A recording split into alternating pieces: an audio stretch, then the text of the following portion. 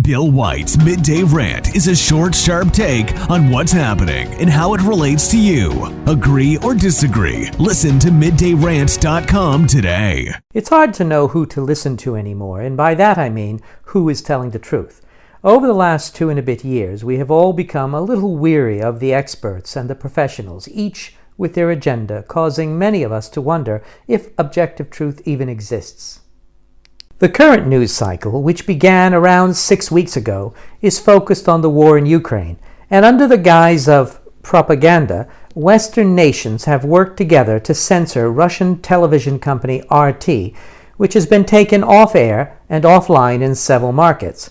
It would be hilarious if it wasn't such a serious subject. The pot is literally calling the kettle black.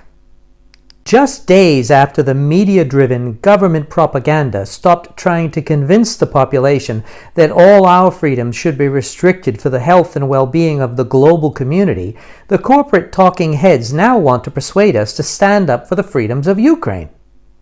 In the United States, for example, the same administration that operates an illegal open-door policy allowing millions of people to cross into the country seeks to convince the citizens that the national borders of Ukraine must be respected at any cost and that even the threat of world war is worth the risk.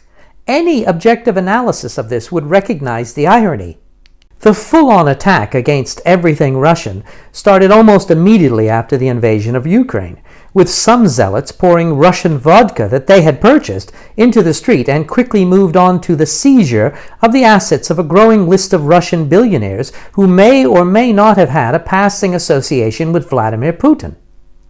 Now we hear the media elite intimating that Russia may have used chemical weapons in Ukraine, and while very few presenters dare to confirm such a ridiculous story, the stage has been set so you can expect that if Putin has not used chemical weapons, and he hasn't, then some other nation will, and Russia will get the blame. Propaganda in one form or another has been going on throughout history, ever so slowly progressing to where we are today. Governments have always conducted some form of disinformation, usually during wartime, but previously these activities would be focused outward toward the enemy. Today, mass propaganda is targeted inward, with the government lying to its own people in order to achieve the agenda of the ruling class. As I mentioned back in March 2020, COVID-19 could not have come at a more opportune time. The economies of many of the Western nations were in tatters.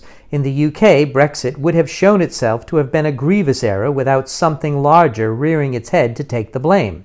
Then, just when the people started to push back, and it became obvious to our leaders that they could continue the charade no longer, almost as though it had been planned, Russia invaded Ukraine. And so that's where we are today, with Russia being the current focus of the Western mass propaganda campaign. It's anyone's guess how this will end, but what is for certain is that a great many people will die, and those who remain will be paying the financial costs of the elite's agenda for generations. I'll leave you with one thought. The government is lying. All governments are lying. Question everything.